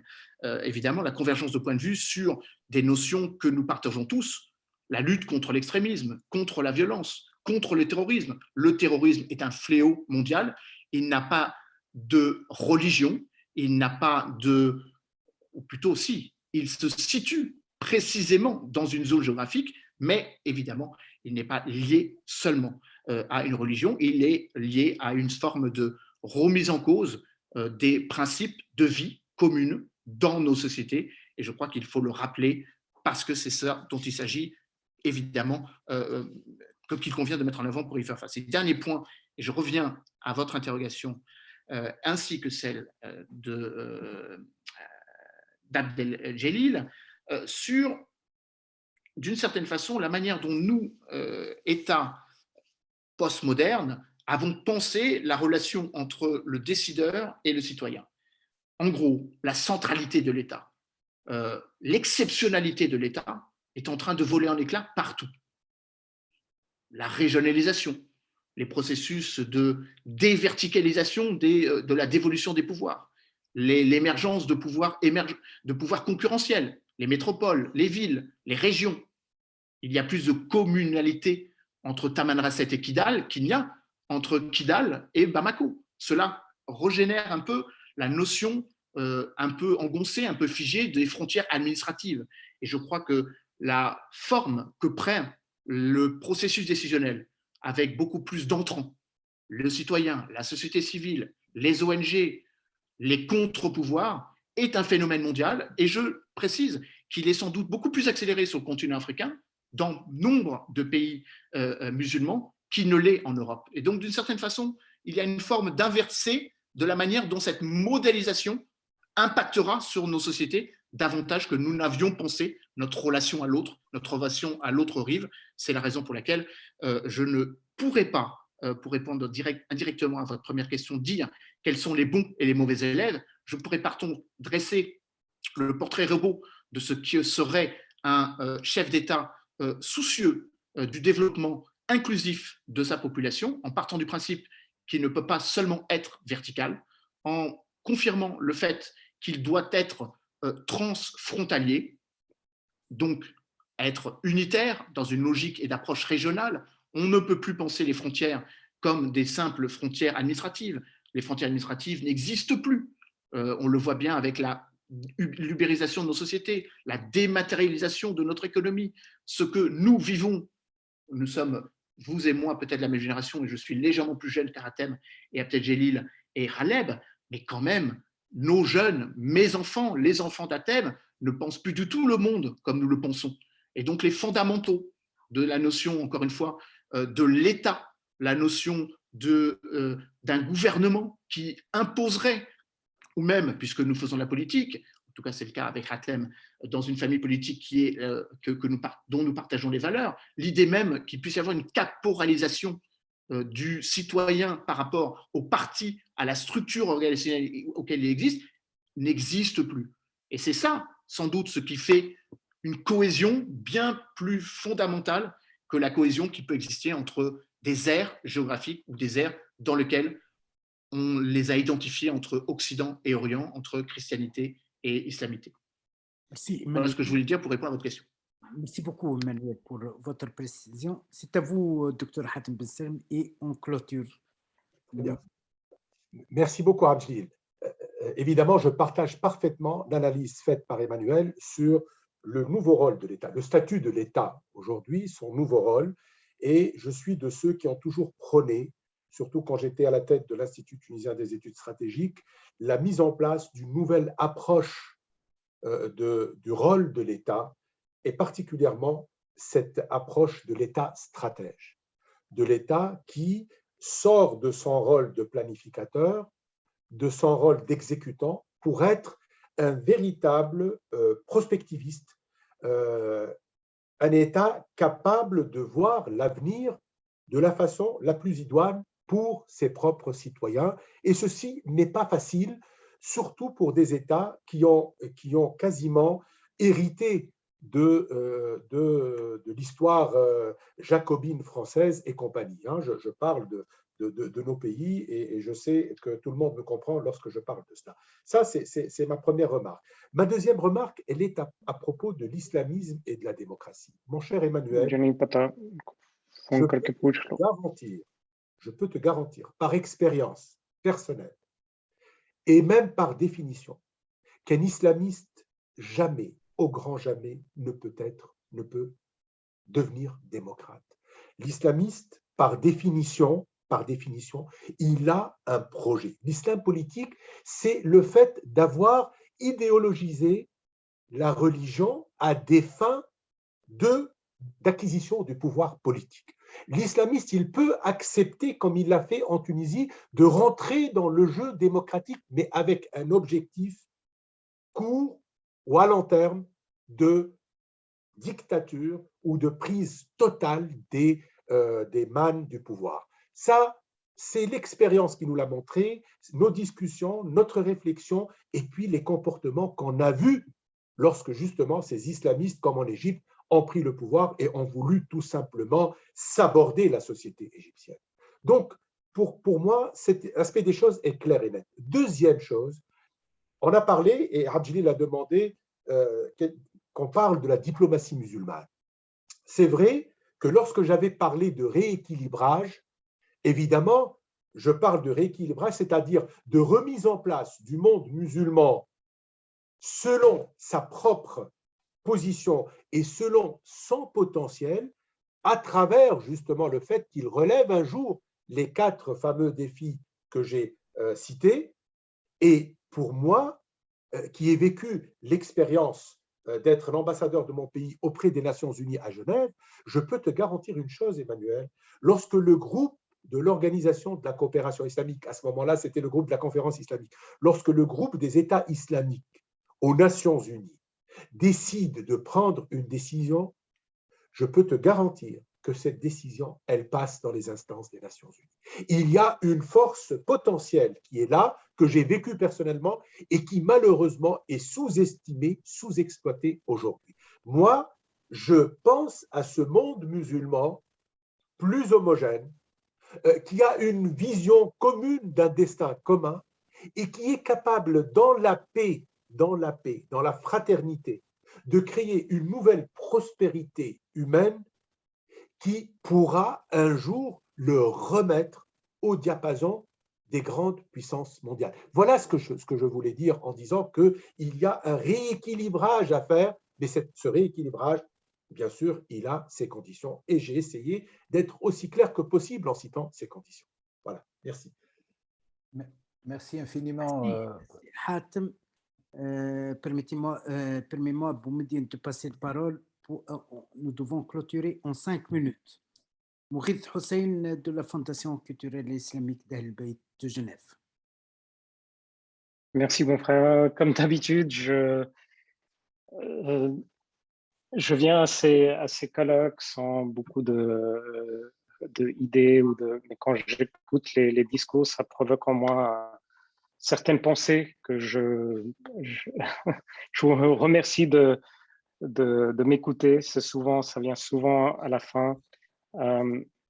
J'ai juste quelques points à dire, à partager par rapport à mes idées à moi. La première, c'est que je pense que la solution pour le monde musulman, c'est il faut qu'ils le trouvent eux-mêmes et ne pas regarder vers les pays occidentaux ou les pays qui ont d'autres cultures ou d'autres valeurs, parce que tout ce qui a fonctionné dans le monde occidental ne fonctionnera pas nécessairement dans le monde musulman. D'ailleurs, il y a un rapport du United Nations Development Programme qui a été publié, je crois, si mes souvenirs sont bons, en 2002, où ils ont mentionné quelques points justement que si les musulmans adoptaient certaines valeurs islamiques sur la quête de connaissances, sur la gouvernance, ça les aiderait beaucoup à améliorer leur situation et à mieux se développer. Donc ça, c'est le premier point que je voulais partager. Le deuxième, c'est que j'ai peut-être une vision simpliste du monde, mais j'ai tendance à diviser le monde, y compris le monde musulman, en 2 catégories. Ceux qui se soumettent aux grandes puissances et ceux qui souhaitent rester indépendants et à résister. Et je pense que le vrai défi pour le monde musulman, c'est justement par rapport à ça. Parce que ce qu'on voit, c'est que les pays qui souhaitent une indépendance, pas seulement les pays musulmans, mais y compris les pays comme le Cuba ou le Venezuela, on voit des grandes puissances qui essayent, à travers les sanctions, à travers les guerres, à travers différents types de pressions, de détruire ou d'effacer ces pays et de remplacer leur régime par un autre. Mais ce qu'on voit dans les pays qui sont soumis à ces grandes puissances, c'est une corruption et puis justement cet écart entre la population et ceux qui gouvernent et qui gouvernent souvent sous le diktat des grandes puissances. Donc, de penser qu'on peut résoudre nos problèmes en se tournant vers ou avec l'aide des grandes puissances ou des pays non musulmans, je pense que c'est une erreur. On doit rester indépendant, on doit trouver nos solutions en tant que musulmans dans des pays musulmans, et cela va nécessairement dire, puisqu'on a pris un certain nombre de retards à travers les années, qu'il y aura de l'effort à faire, ce qu'on dit en anglais struggle, je ne trouve pas le terme actuellement en français, mais aussi de sacrifice. On le voit dans les États qui ont choisi la voie de l'indépendance, qu'ils ont dû faire des sacrifices et ils ont dû affronter des obstacles. Et je suis d'accord par rapport à l'éducation, c'est clé, il faut mettre l'accent sur l'éducation. Et parfois, si on n'arrive pas à résoudre les problèmes dans le court terme, il faut investir dans les générations qui vont nous suivre. Donc, si on arrive à bien éduquer les enfants des pays musulmans maintenant, on verra le résultat par la suite. Et en termes d'extrémisme aussi, juste un dernier point ou une anecdote, c'est que l'extrémisme a aussi existé dans l'histoire islamique. Et c'est les musulmans qui l'ont combattu. Ils l'ont combattu sans l'aide de l'Empire romain ni l'aide de l'Empire perse. Et ils ont réussi à vaincre ce fléau. Et l'extrémisme n'est pas confiné juste à une région.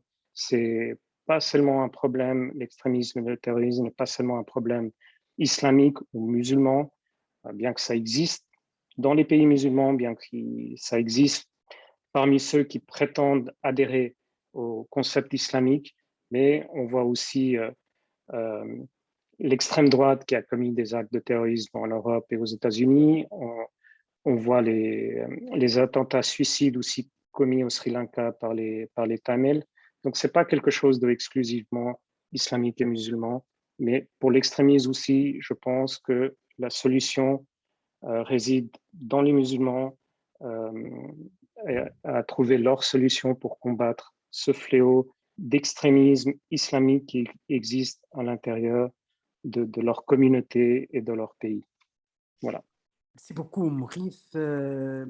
Merci à tous les participants. Je ne sais pas, je cède le mot de fin à notre président, Dr Farhat Afshar. Je vous donne tous et toutes rendez-vous avec l'islam politique, avec Dr Hatem Ben Salem, notre cher ami Dr Emmanuel Duby, avec Ghalb Ben Cheikh, François Burga, avec Majid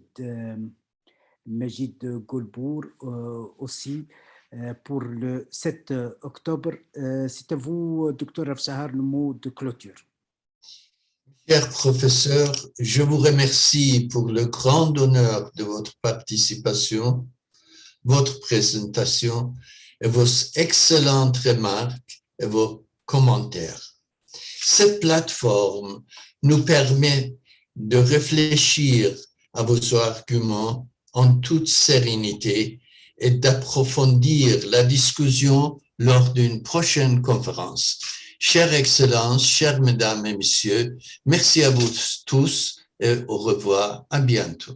À bientôt, on espère en présentiel pour Dr Duby, pour Dr Hatem Ben Salem, à Berne le 10 décembre. Merci beaucoup, que Dieu vous protège.